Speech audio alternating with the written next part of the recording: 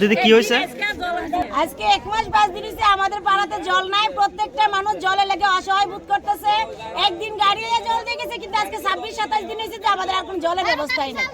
আচ্ছা, এই সব জলের আমাদের প্রয়োজন, আমাদের মেশিন ঠিক করতে হবে। এটাই আমাদের আজকের আন্দোলন।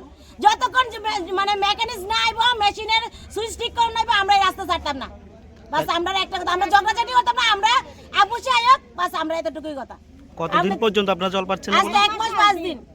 এতদিন কিসের জল খেতেন আপনারা? আমরা বৃষ্টি আসাতেই প্রকৃতির জল খেয়ে আমরা এতদিন বাইচা রইছি।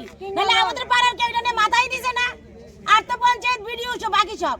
কতক্ষণ নাগাদ আপনাদের এই আন্দোলন চলছিল? আজকে সকাল 7টা থেকে আমরা মহিলারা চা পর্যন্ত খেয়েছি না। রাস্তার বাইরে আমরা বিস্কিট টিস্কিট খাওয়াইছে। আমরা এই না খাইও তারপরে এখানে বয়ে রইছে যে আমরা জল চাই। এখনো পর্যন্ত কোনো প্রশাসনিক আধিকারিক আসছেন না, কি? আইছে না এখন পর্যন্ত।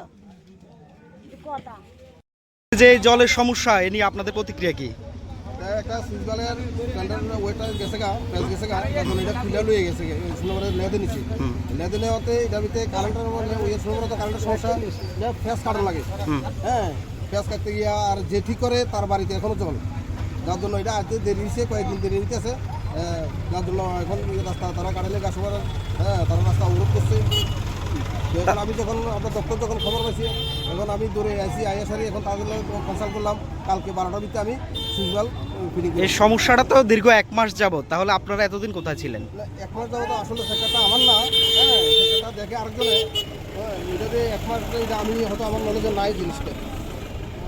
আচ্ছা, তাহলে আপনাদেরকে এই বিষয়টা জানানো হয়নি এর আগে? না, আমার আমি তো বুঝি না, আমি আমার জুডিশিয়ালটা আমার না। আচ্ছা, এটা আরেকজন হয়তো আমার অফিসের আমার স্টাফ জানে। এই জুডিশিয়ালের দায়িত্বে কে আছেন? এটা জুনিয়র ইঞ্জিনিয়ার হয়েছে রাকেশ বাবু, আর ওয়ার্কের দৃষ্টি হয়েছে স্বাধীন পাল। আপনার নাম? আমার নাম রামপ্রসাদ দে। ঠিক আছে।